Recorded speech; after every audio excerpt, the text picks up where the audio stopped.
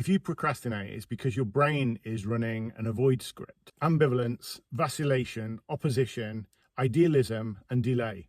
Ambivalence is when the brain sees two things as having pros and cons, so you don't know which one to choose. Vacillation is when you kind of commit to both. So you're trying to work out both and you're going from one to the other. You start one and then go to the other. And because of that, you never build up any sort of momentum. And then the storekeeping part of your brain weighs up pros and cons. And because it's very focused on avoidance of pain, it focuses on the negatives.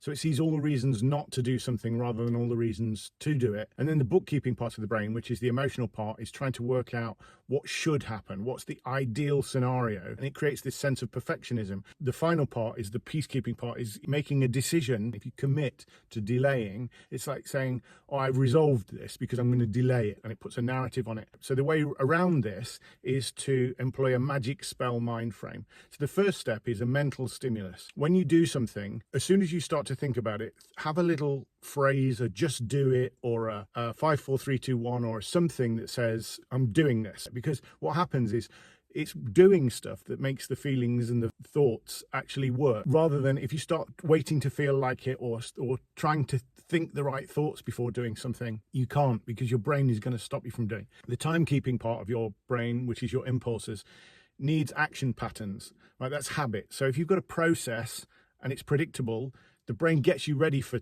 things if it knows what's going to happen. But the more you kind of delay and create obstacles, the harder that's going to be. So it needs action patterns. So that's habits, routines, a schedule.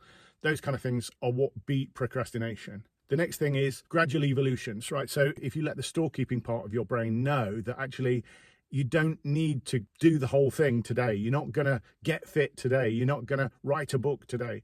Break things down into small chunks and just take tiny steps towards your final goal. Then the bookkeeping part of the brain needs intentional lifestyle. So if it's focused on what you're doing and not reacting emotionally, it's saying we're doing this because we're trying to reach this goal, rather than reacting to situations and trying to live up to expectations.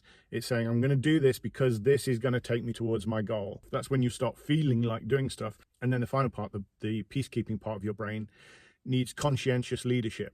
So rather than putting a narrative on things once they've happened, so not feeling like it and then trying to put a story on why you're not feeling like it, you're starting with a purpose and putting a narrative on it. And then that's going to set the agenda and say, right, okay, this is the strategy, this is what we're doing, this is why we're doing it, and what we're going to do now is this. So that's the magic spell mind frame. It should help you to get things done and achieve the life you want.